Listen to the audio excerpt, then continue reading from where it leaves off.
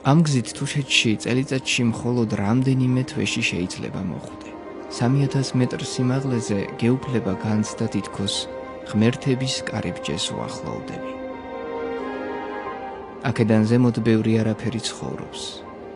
ქარი, ნისლი, ცოტა ბალახი და მერე თუშეთი.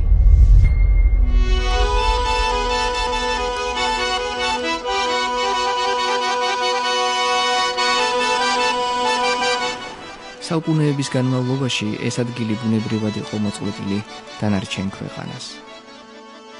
თუშეთი თავისი მიუდგომლობის გამო დროში გაიყინა.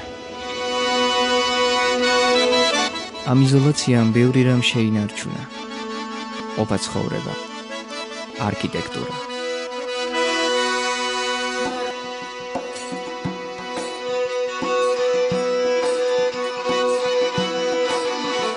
ჰაერშიც კი იგრძნობა მისტიკურობა. თუშეთს შეუძლია მოგაჯადოოს. ასეთი ღამე მხოლოდ მთებშია, გულით მინდა და ვეღარ